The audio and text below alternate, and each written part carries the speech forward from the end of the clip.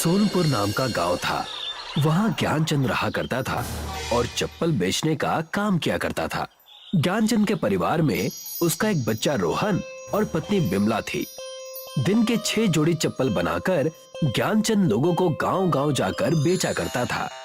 दिल का बड़ा दयालु होने की वजह से ज्ञानचंद का परिवार हमेशा परेशान रहता था। पूरे 3 दिन हो गए हैं, हमने पेट भर के खाना नहीं खाया। पूरा दिन आप चप्पल बनाने और बेचने में निकाल देते हैं। मुझे और कुछ आता भी तो नहीं, मैं करूं तो क्या करूं? मुझसे बहस मत करो और भगवान से प्रार्थना करना कि आज सारे चप्पल बिक जाएं। ज्ञानचंद घर से निकलकर गांव-गांव चप्पल टांग कर बेचने लगता है। कुछ दूर चलते ही उसे पायल अपनी बच्ची झुमरी के साथ दिखाई देती है, जो एक खेत में फसल काटने जा रही है। माँ, मुझे चप्पल दिलवा दो ना, मुझे बार बार कांटे चुभ जाते हैं। अब तो मैं आपके साथ खेत पर भी आने लगी हूँ। जब तुम्हारे पिताजी शहर से लौट आएंगे, तब मैं तुम्हें चमड़े की चप्पल दिलवा दूंगी। आप अपने बच्चे के लिए मुझसे चप्पल खरीद क्यों नहीं लेती? दरअसल मेरे पास पैसे बिल्कुल भी नहीं हैं। दिन भर जितनी दिहाड़ी होती है, वो जमींदार कर्ज के ब्याज के तौर पे खा लेता है। सिर्फ 2 आने की ही तो बात है। आप इसे ले लीजिए और अपनी बच्ची का ख्याल रखिए। छोटी उम्र के बच्चों को कांटों और नजरों से बचाना चाहिए। हाँ माँ, ले लो ना, उसके बाद मैं आपसे कुछ भी नहीं मांगूंगी। और सिर्फ 2 आने का है। मेरे पास एक फूटी कौड़ी भी नहीं है। आप कृपया करके यहाँ से चले जाइए, वरना बच्ची रोने लगेगी। ज्ञानचंद से बच्चे का उदास चेहरा देखा नहीं गया। बेटा, ये लो, ये चप्पल मेरी तरफ से। तुम्हें अब और रोने की जरूरत नहीं है। रोना बंद करो। थैंक यू अंकल, इस चप्पल को मैं बहुत संभाल कर रखूंगी। मैंने आपसे कहा था कि मेरे पास पैसे बिल्कुल भी नहीं हैं, लेकिन मैं आपको खाली हाथ नहीं जाने दूंगी। उस समय पायल घर जाकर वहाँ से पौधों के 3 गमले लाकर कहती है, मेरे पास आपको देने के लिए और कुछ तो नहीं है, लेकिन ये 3 गमले हैं जो मुझे एक सिद्ध पुरुष ने दिए थे। अगर ये कीमती है तो आप मुझे क्यों दे रही हैं? इसे आपको अपने आंगन में ही लगाना होगा। इन 3 गमलों को अपने घर पर ले जाइएगा और अपने आंगन में इनमें पौधे लगाइएगा और सुरक्षित रखिएगा। गमले को अपने साथ लिए ज्ञानचंद गांव-गांव घूमता है, लेकिन कोई बिक्री नहीं होती। उन गमलों को लिए और बिना बिक्री किए वो घर पहुंचता है। अब हम क्या उस गमले को खाएंगे? कम से कम अपने बच्चे के बारे में तो सोचते। मैं और करता भी तो क्या करता, उनका दुख मुझसे देखा नहीं गया। और हमारा दुख? यहाँ तुम्हारी आंखें फूट गई हैं क्या? तुम चाहे जो कह लो, मैं तुम्हें इससे अच्छा जीवन नहीं दे सकता। और अब मुझे इन गमलों को सुरक्षित जगह पर लगाने दो शांति से। उस वक्त ज्ञानचंद ने तीनों पौधों को घर के आंगन में लगा दिया और ऐसे ही उनके दिन बीतते गए। कई साल बीत चुके थे। बिमला अब बूढ़ी हो चुकी थी। रोहन अब 22 साल का हो चुका था और लंबी बीमारी के कारण ज्ञानचंद ने अपने प्राण त्याग दिए। ज्ञानचंद के लगाए गमले अब बड़े बड़े पेड़ बन चुके थे, लेकिन ऐसे पेड़ जिसमें ना कोई फल था, ना कोई फूल, ना कोई घर है, ना ढंग से पढ़ाई करवाई। इस चप्पल के व्यापार से भी कुछ नहीं हो रहा है। शहर जाकर कोई काम क्यों नहीं ढूंढ लेते? दिन भर घर पे ऐसे बेरोजगार होकर बैठने से क्या मिलेगा? लोगों के बाप दादा जमीन जायदाद छोड़कर जाते हैं। एक ये थे जो गृहस्थी में 3 पेड़ छोड़कर गए हैं बस। एक काम कर, उन पेड़ों को काट कर उनकी लकड़ियों को बेचा। कम से कम घर में कुछ दिन चावल और दाल तो बनेगी। रोहन अपनी माँ की बात सुनकर गुस्से से कुल्हाड़ी लेकर उन पेड़ों के पास जाता है और जैसे ही रोहन ने एक पेड़ पर कुल्हाड़ी मारी, उस पेड़ पर आग लग गई, जिसे देखकर दोनों माँ बेटे डर गए। हे भगवान, ये क्या? ये तो आग का पेड़ है। पूरे पेड़ में आग लगी हुई है, फिर भी उसकी लकड़ियां जल नहीं रही। ये बात तो मेरे भी पल्ले नहीं पड़ रही माँ कि आखिर ये माजरा क्या है। एक काम कर, यही कुल्हाड़ी दूसरे पेड़ पर मार कर देख। हाँ माँ, आपने बिल्कुल ठीक कहा, मैं ये करके देखता हूँ। जैसे ही रोहन ने पेड़ पर कुल्हाड़ी मारी, पेड़ की डालियों और पत्तों से बूंदों की वर्षा होने लगी। माँ, मुझे तो कुछ समझ में नहीं आ रहा है। वहाँ आग, यहाँ पानी। अब आखिरी पेड़ बचा है, जरूर उसमें भी कुछ होगा।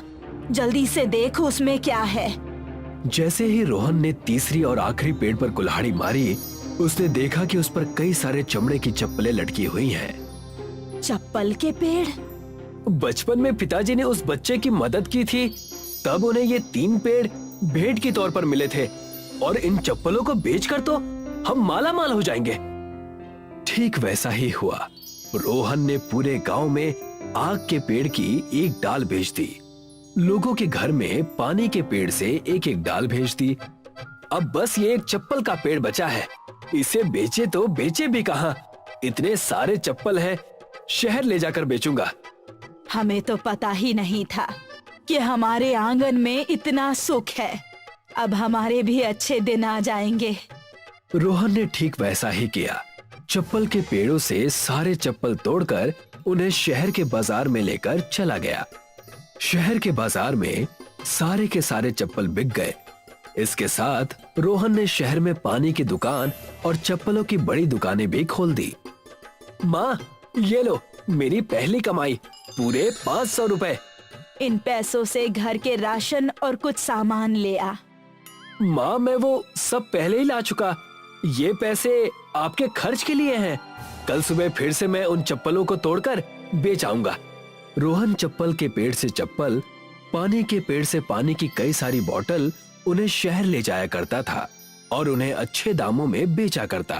पूरे 6 महीने बीत गए थे।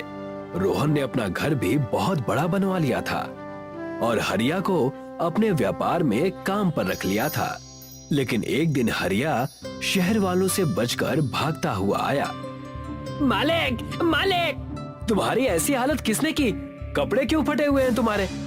हमारी पानी और चप्पलों की ज्यादा बिक्री की वजह से वो मेरे पीछे मुझे मारने आ रहे थे। सारी चप्पल और पानी उन्होंने फेंक दी और अब वो इस घर की तरफ आ रहे हैं। हरिया की बात सुनकर रोहन डर जाता है। आने दो, मैं उन्हें देख लूंगा। रोहन ने देखा सामने से मुस्टंडे गुस्से में उसके घर आ रहे हैं। उन्हें देखकर रोहन दंग रह गया और हरिया से कहा, तुमने तो कहा था कि शहर वाले हैं। इन्हें देखकर तो लग रहा है ये पहलवान है सारे। उन्हें देखकर डर के मारे रोहन उन जादुई पेड़ के पीछे चला गया। बाहर निकल, कहाँ दुम दबा कर बैठा है? एक समय था जब तेरा बाप आकर वहाँ भीख मांगा करता था और अब तू है कि तू हमारी दुकान बंद करवा रहा है। भाई, उन पेड़ों की तरफ देखो, वहाँ पर तो आग के पेड़, पानी के पेड़ और चप्पलों के पेड़ हैं। अब समझा?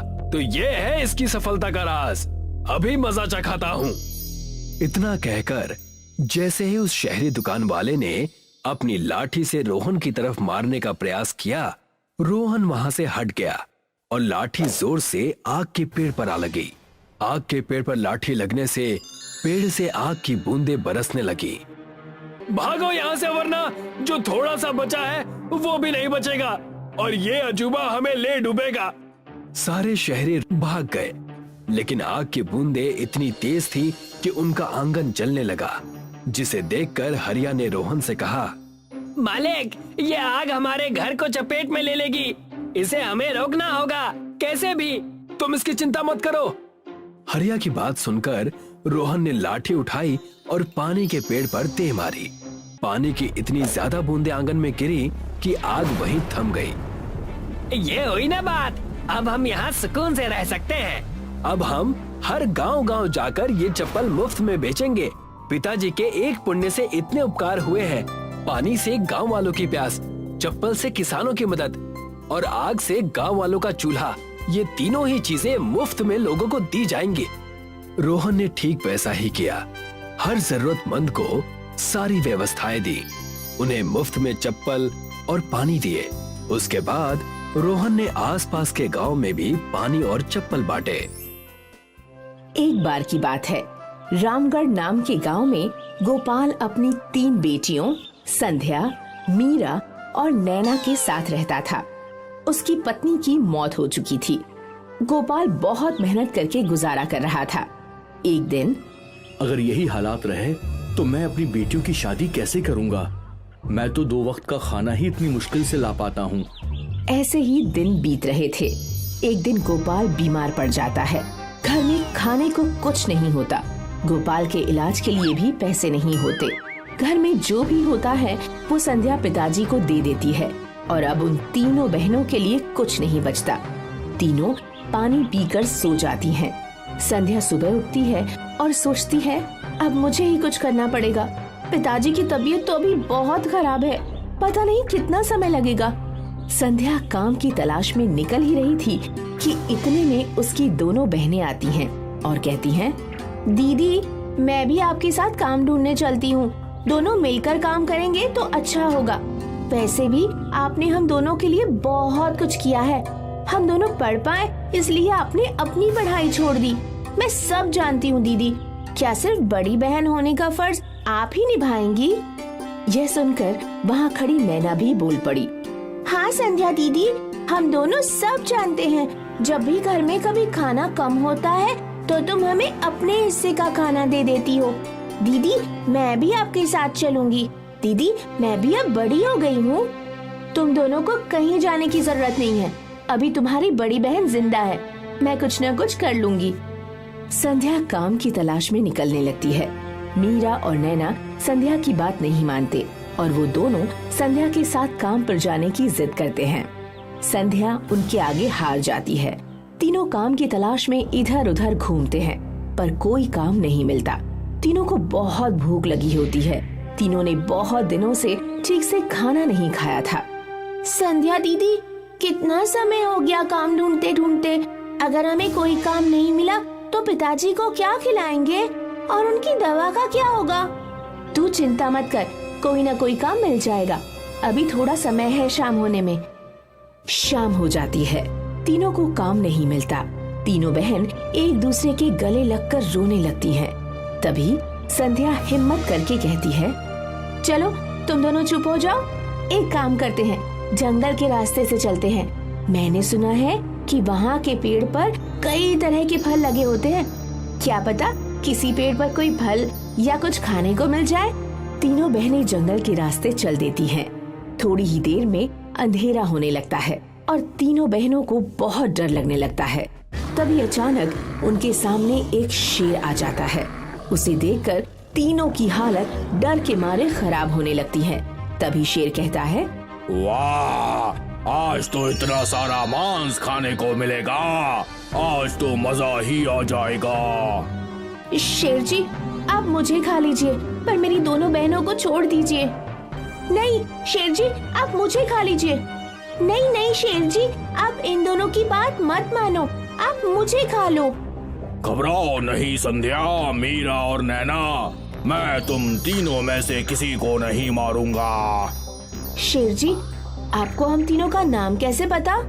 मैं एक जादुई शेर हूँ। मुझे किसी सच्चे इंसान की तलाश थी जो अपनी परवाह किए बिना दूसरों के बारे में सोचे।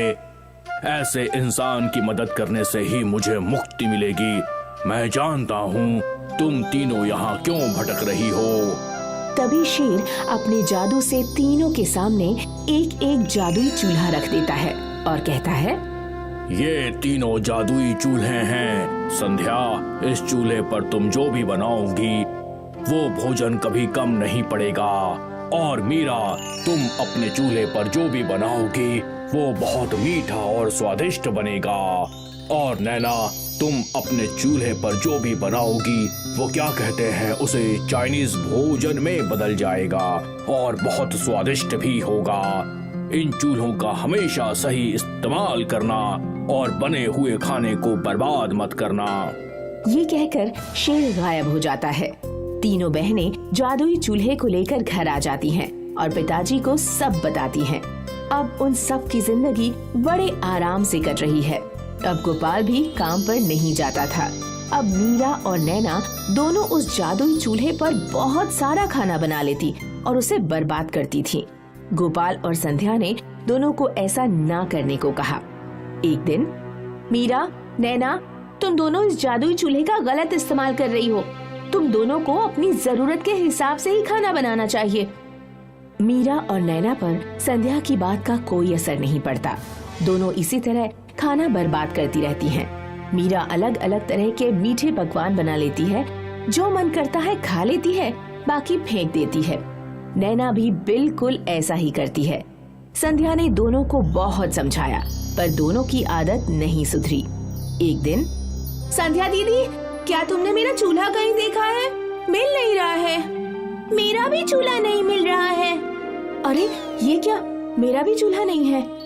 तभी गोपाल आता है और सारी बातें सुनने के बाद कहता है, मीरा और नैना, मैंने और संध्या ने तुम दोनों को कितना मना किया कि ऐसे खाना बर्बाद ना करो। जादुई चूल्हे पर जरूरत के हिसाब से ही खाना बनाओ, पर तुम दोनों को कुछ समझ नहीं आ रहा था और आज तुम्हारी वजह से संध्या का चूल्हा भी गायब हो गया। ये सब सुनकर दोनों को बहुत बुरा लगता है। रात हो जाती है, दोनों को बहुत भूख लगती है, पर खाने को कुछ नहीं था। सब भूखे ही सोने जाते हैं। अचानक बहुत बारिश होने लगती है और बहुत आंधी तूफान भी आने लगता है।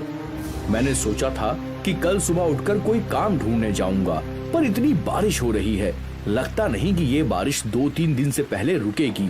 हाँ पिताजी, आप ठीक कह रहे हैं। अब तो 2-3 दिन भूखे ही सोना पड़ेगा। ये सब मेरी ही गलती है। अगर मैं उस चूल्हे पर बने खाने को ऐसे बर्बाद ना करती तो आज भी वो चूल्हा हमारे साथ होता। मैं उस जादुई चूल्हे के आने के बाद अपने पुराने दिन भूल गई थी कि किस तरह हमें भूखे पेट सोना पड़ता था। मीरा दीदी, तुम ठीक कहती हो। ये सब हम दोनों की गलती से हुआ है और हमारी वजह से संध्या दीदी का चूल्हा भी गायब हो गया। ये कहकर दोनों रोने लगती हैं। संध्या उनके पास जाकर दोनों को चुप करवाती है और कहती है, चुप हो जाओ, तुम दोनों को अपनी गलती का एहसास हो गया, यही बहुत है। भगवान सब ठीक करेंगे। गोपाल और तीनों बहनें सो जाती हैं और अगली सुबह जब मीरा और नैना उठती हैं तो देखती हैं कि आंगन में तीनों के जादुई चूल्हे रखे हैं। अरे ये तो हमारे ही जादुई चूल्हे हैं। हाँ, ये हमारे ही जादुई चूल्हे हैं जो कि मैंने ही छुपाए थे तुम दोनों को सबक सिखाने के लिए। मैंने और पिताजी ने ये योजना बनाई थी क्योंकि हम दोनों ने तुम्हें कितना मना किया कि ऐसे खाना बर्बाद ना करो, पर तुम दोनों ने एक ना सुनी। संध्या दीदी, तुमने अच्छा किया ऐसा करके। हम दोनों भूल गए थे कि भूख क्या होती है। हाँ संध्या दीदी, नैना एकदम ठीक कह रही है। दोनों बहनें संध्या, पिताजी और उस जादुई चूल्हे से माफी मांगती हैं और भविष्य में ऐसा ना करने की कसम खाती हैं। अब वो जादुई चूल्हे पर खाना बनाती और गरीब और भूखे लोगों को भी खिलाती और इसी तरह वे सब प्यार से अपना जीवन जीने लगे। रायपुर के बड़े से शहर में एक छोटा सा हंसता खेलता परिवार था, दुबे परिवार। किसान दुबे वैसे तो एक किसान था, पर शहर में वो एक प्लम्बर का काम किया करता था। किसान अक्सर अपनी पत्नी को बोला करता था, जब हमारी सारी जिम्मेदारी खत्म हो जाएगी, काजल, पलक और पायल की शादियां हो जाएंगी, तब हम दोनों गांव में जाकर गन्ने की खेती करेंगे। हाँ क्यों नहीं। वैसे भी सासू माँ चाहती हैं कि मैं गांव आऊं और उनकी सेवा करूं। अब उसमें माँ की क्या गलती? हर सास चाहती है कि उसकी बहू उसकी सेवा करे। मैंने कब मना किया है? अब जब भी वो शहर आती हैं तो मैं उनकी सेवा करती ही हूँ ना। हाँ हाँ, मैंने कहाँ कुछ बोला। तुझे बड़ी हंसी आ रही है। कुछ सालों में तेरी शादी हो जाएगी ना, तो तुझे समझ आएगा कि सास क्या होती है। अरे माँ, मैंने कहाँ कुछ बोला। मैं तेरी माँ हूँ, तू मेरी नहीं, समझी? तुम बाप बेटियों की तो हंसी समझ ही नहीं आती मुझे। अरे राधा, तू बेफिजूल ही काजल पर बरस रही है। अब तेरी सास ही ऐसी है तो उसमें उस बेचारी की क्या गलती? गलती तो सारी मेरी ही है ना। तुम ही मुझे शहर ले आए थे। अगर मैं गांव में होती तो अपनी सास की सेवा कर रही होती ना। अब रहने भी दे ये सब। तू जब देखो ये सब लेकर बैठ जाती है। अच्छा सुन, कल तू और मैं सोनार के पास जाएंगे। क्यों जी, आप मेरे लिए कोई हार बना रहे हैं क्या? तेरे लिए नहीं, काजल के लिए। अभी तूने ही बोला ना, कुछ सालों में इसकी शादी होगी, तो शादी के लिए गहने अभी से बनाने होंगे ना। ठीक है, किसी के लिए भी सोना बने, कम से कम बने तो। अगले दिन राधा और किशन दोनों ने काजल के लिए एक सोने का हार खरीद दिया। आज दुबे परिवार बहुत खुश था। धीरे धीरे उनके सारे सपने सच हो रहे थे। एक दिन की बात है, किशन रोज की तरह अपने काम से घर लौट रहा था। तभी उसके मोबाइल पर राधा का कॉल आया। अरे जी, अगर आप निकल गए हो तो आते आते जलेबी ले आना। बच्चों को भी जलेबी खाने का बड़ा मन हो रहा था। ऐसे सीधे सीधे क्यों नहीं बोलती कि तुमको जलेबी खानी है? वैसे भी मैं ले आऊंगा। बच्चों का नाम क्यों ले रही हो? तो ले आइए, आपको तो सब कुछ पता है। किशन फोन पर बातें करते करते रोड क्रॉस कर ही रहा था कि उसका ध्यान रोड से ज्यादा फोन में था। ये हंसी किशन की जिंदगी की आखिरी हंसी बन गई थी। एक ट्रक तेजी से किशन की ओर बढ़ा और उसे कुचल दिया। दुबे परिवार की सारी खुशियां छीन ली।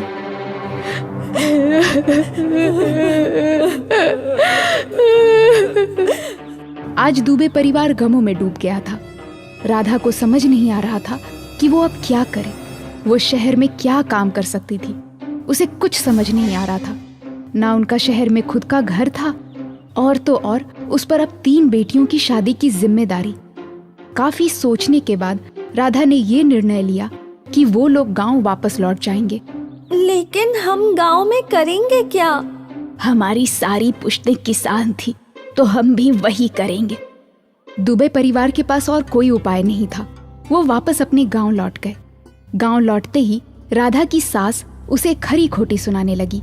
मैं ना कहती थी गांव लौट आ, तब तूने मेरी एक ना सुनी।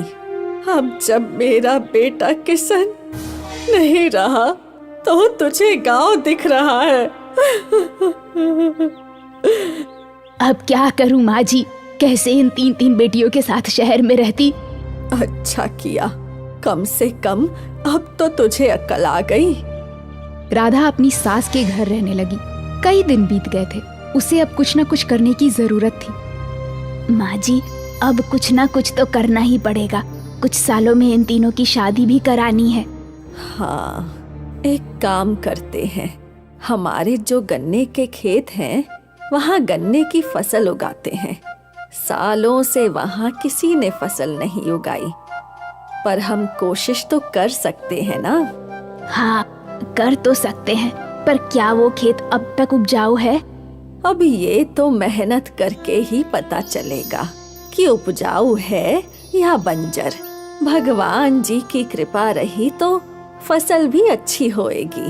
पहले कोशिश तो कर लें। ठीक है माँ जी। अगले दिन राधा, उसकी सास और 3 बेटियां खेत पहुंचे। खेत में बहुत कचरा था। वो सब मिलकर सफाई करने लगे। मट्टी थोड़ी सख्त है माँ जी। हाँ, पानी की नहर बनानी पड़ेगी। बहुत मेहनत करनी पड़ेगी बहू। कोई बात नहीं दादी माँ, हम सब मिलकर मेहनत करेंगे। सभी ने नहर की खुदाई शुरू कर दी। काजल, पायल और पलक तीनों बारी बारी खुदाई कर रहे थे। अगले कई दिन तक नहर का काम चलता रहा। फिर नदी से उनके खेत तक पानी आ गया। दुबे परिवार के चेहरे पर इतने दिनों बाद आज मुस्कान लौटी थी। माँ, अब हमारे खेत में गन्ने उगेंगे ना? हाँ पायल। सभी औरतों ने मिलकर बुआई की और खेती के सारे काम आपस में बांट लिए। लगभग 10 महीने बीत गए। माँ, कब आएंगे हमारे खेत में गन्ने? आ जाएंगे बेटा। पर माँ, आसपास के सभी खेतों में गन्ने आ चुके हैं। अब बस हमारे ही खेत में गन्ने नहीं हैं। क्या हमारे खेत में गन्ने नहीं उगेंगे? क्या हमारा खेत बंजर हो गया है? बिल्कुल ना, हमारे खेत में गन्ने जरूर आएंगे। मुझे भगवान पर विश्वास है कि वो हमारी मेहनत जाया नहीं करेंगे। तुम सब बस भगवान से प्रार्थना करो, बस। और सबने दिल से भगवान जी से एक ही प्रार्थना की कि उनके गन्ने के खेत में गन्ने उग जाएं। अगली सुबह, दादी, अरे दादी माँ। क्या हुआ? काहे चीख रहा है? अरे दादी, तुम्हारे खेतों में सोने के गन्ने उगे हैं। क्या? हाँ दादी, जल्दी चलो। दुबे परिवार जब अपने खेत पहुंचा तो सोने के गन्नों का खेत देखकर सबकी आंखें फटी की फटी रह गईं। दादी माँ रो पड़ी। भगवान, सुना था तेरे घर में देर है, पर अंधेर नहीं। आज देख भी लिया। दुबे परिवार की जिंदगी संवर गई। उनके पास इतना सोना था जितना वो जिंदगी में सोच भी नहीं सकती थी। शायद इसीलिए कहते हैं कि जब एक दरवाजा बंद होता है तो भगवान दूसरा दरवाजा खोल ही देता है।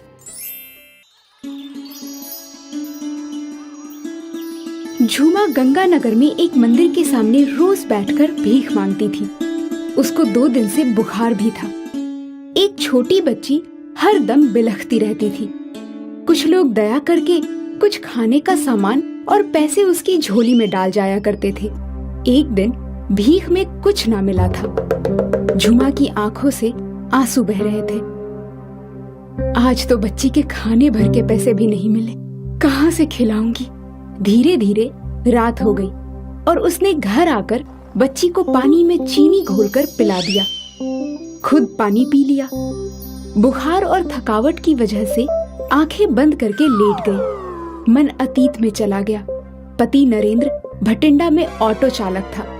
झूमा लोगों के घरों में काम किया करती थी। इधर कई महीनों से नरेंद्र का एक्सीडेंट हो जाने से वो भी ऑटो चलाने नहीं जा रहा था। 3 घरों में काम करके मुश्किल से 2000 रुपए मिलते थे। सास की तबीयत खराब होने से उनका भी ध्यान रखना पड़ता था। सास हर दम उसके कामों में टोका टोकी करती थी। मेरा बेटा दिन रात बिस्तर पर पड़ा करा रहा है और तुम सारे दिन घूमती रहती हो। अम्मा, घर का सारा काम निपटा कर तो जाती हूँ। आपकी और बेटे की देखभाल में कोई कमी हो तो बताइए। बच्ची को भी सुला कर जाती हूँ। कुछ पैसे मिल जाते हैं तभी खर्च चल पाता है। हाँ, ये कहो कि घर में पैर टिकते ही नहीं। सारी कमाई तो तुम्हें ही देता है। बचत करती तो आज काम आता। उसकी कमाई से तुम गुलछर्रे उड़ाती रही। कितनी कमाई ही होती है, मैं क्या गुलछर्रे उड़ाऊंगी। हमेशा मन मार कर ही रहना पड़ता है। वो सब मुझे मत बताया करो, खूब जानती हूँ तुम्हें। झूमा कुछ नहीं बोलती। काम से वापस आती तो खाना बनाती, नरेंद्र और अम्मा को खाना खिलाती। दवा देने के बाद ही जैसे ही निकलने को होती तभी, अरे बहू, मेरे सिर में तेल लगा दो। झूमा उनके सिर में तेल लगाकर कंघी करती है। सास की कड़वी बातें सुनकर उसका मन दुखी हो जाता है। एक दिन, आज काम पर मत जाओ, इतनी बारिश हो रही है, मुझसे नहीं होता काम। काम छूट जाएगा तो खाने को भी मोहताज हो जाएंगे हम। इनका तो हमेशा से ही मुझसे बैर है, अपने आप ही चुप हो जाएंगे। झूमा ने खाना बनाया, सबको खिला पिलाकर सोने गई। तभी नरेंद्र, क्या बात है, आज कुछ हुआ है क्या? अम्मा से कुछ कहा सुनी हो गई है क्या? वो कौन सी नई बात है, तुम भी तो देख ही रहे हो ना। मैं भी तो पैर तुड़वा कर बैठा हूँ, तुम्हारे ऊपर सारी जिम्मेदारियाँ आ गई हैं। मैं तो जैसे तैसे सब करने की कोशिश कर रही हूँ। मेरा प्लास्टर अगले हफ्ते ही कटने वाला है, देखो क्या होता है। दूसरे दिन जब वो काम से वापस आई तो नरेंद्र को तेज बुखार हो गया था। झूमा बुखार की दवा ले आई पर बुखार नहीं उतरा। उसने पानी की पट्टी की, तब जाकर शाम तक बुखार उतरा। झूमा सोने चली गई। करीब 12 बजे नींद खुली तो देखा अम्मा बैठी खांस रही थी। वो दौड़कर उनकी पीठ सहलाने लगी और अम्मा की सांसें रुक गई और उन्होंने दम तोड़ दिया। दोनों ने सोचा भी नहीं था कि अम्मा इतनी जल्दी चली जाएंगी। दूसरे हफ्ते नरेंद्र प्लास्टर कटवाने गया तो हड्डी नहीं जुड़ी थी। ये सुनते ही उसका सिर चकरा गया। घर आते ही सो गया। झूमा उसके कमरे में गई तो मुंह ढककर सोया था। क्या हुआ, प्लास्टर कटा नहीं? अभी नहीं, 2 हफ्ते बाद कटेगा। हे ईश्वर, कैसी परीक्षा की घड़ी है। झूमा, सिर में बहुत दर्द है, जरा दबा दो। रात में सब सो गए। सुबह जब वो उठी तो नरेंद्र बिस्तर पर नहीं था। उसने सब जगह ढूंढा पर वो कहीं नहीं मिला। रात होने को आई। झूमा का रो रो कर बुरा हाल हो गया था। 1 हफ्ते, फिर 1 महीने, फिर 6 महीने बीत गए। इंतजार करते करते थक गई। सारे काम भी छूट गए थे। अपने पति को ढूंढते ढूंढते वो गंगानगर आई थी। वो तो कहीं नहीं मिला, पर अपनी बच्ची का पेट पालने के लिए कुछ तो करना था। तब से ये मंदिर के सामने ही बैठकर भीख मांगने लगी। सुबह देर से आंख खुली तो बच्ची को लेकर मंदिर के सामने भागी। उस दिन कोई भंडारा था, बहुत भीड़ थी, उससे तो उठा भी नहीं जा रहा था। तभी एक गाड़ी रुकी। उसने देखा, गाड़ी से नरेंद्र उतरा और मंदिर के सामने खड़े होकर गरीबों में कपड़े और कंबल बांटने लगा। झूमा आश्चर्य से उसे एकटक देखी जा रही थी। जब उसकी नजर झूमा पर पड़ी तो वो सब कुछ छोड़कर उसके पास आकर बैठ गया। तुम यहाँ कैसे? तुम चले जाओ यहाँ से, मैं तुम्हारा मुंह भी नहीं देखना चाहती। जैसे मैंने इतने दिन गुजार लिए वैसे ही आगे की जिंदगी भी गुजार लूंगी। कहते कहते वो फूट फूट कर रो पड़ी। नरेंद्र के पास कपड़े और कंबल लेने वालों की भीड़ लगी थी। बच्ची को नरेंद्र ने गोद में उठा लिया और अपने साथ वाले व्यक्ति से कहा, ये सब बांट दो। अरे तुम्हें तो तेज बुखार है। मैं मर जाऊंगी लेकिन तुम्हारे साथ नहीं आऊंगी। बिना मेरी बात सुने मुझे इतनी बड़ी सजा मत दो। चलो गाड़ी में बैठकर बात करते हैं। तुम पहले मेरी बात तो सुन लो। झूमा उठकर उसकी गाड़ी में आकर बैठ गई। उसकी आंखों से आंसुओं की धारा बहती जा रही थी। उस रात जब मैं घर से निकला था तो मेरे सिर में बहुत दर्द हो रहा था। तुमको जगाया पर तुम बहुत गहरी नींद में सो रही थी। उस रात बहुत बारिश हो रही थी। मैंने सोचा दवा की दुकान से कोई दवा ले आता हूँ, लेकिन रास्ते में ही पता नहीं कैसे मुझे चक्कर आ गया और मैं बेहोश होकर गिर गया। जब मुझे होश आया तो मैं गंगानगर के किसी अस्पताल में पड़ा था। गंगानगर कैसे पहुँच गए? मैं वहाँ पूरी रात गिरा हुआ था और खून बहने की वजह से मुझे कुछ होश नहीं था। सेठ जी अपनी गाड़ी से गंगानगर जा रहे थे। उन्होंने रात के अंधेरे में जब मुझे गिरे हुए देखा तो अपनी गाड़ी में डालकर मुझे गंगानगर ले गए। क्योंकि पीछे का रास्ता बारिश की वजह से पानी से भरा हुआ था, उन्हें घर पर पहुंचना बहुत ज्यादा जरूरी था।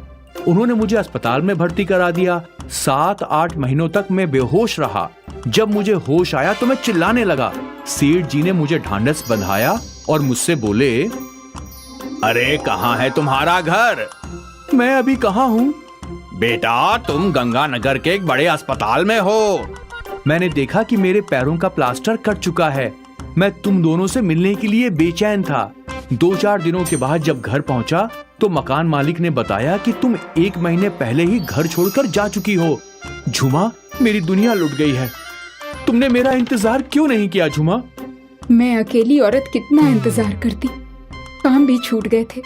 तुमको ढूंढते ढूंढते यहाँ आ गई। तब से इसी मंदिर के सामने बैठकर भीख मांगती हूँ। चलो मेरे पास एक कमरा है। सेठ जी मुझे बहुत मानते हैं। उनकी गाड़ी में ही चलता हूँ।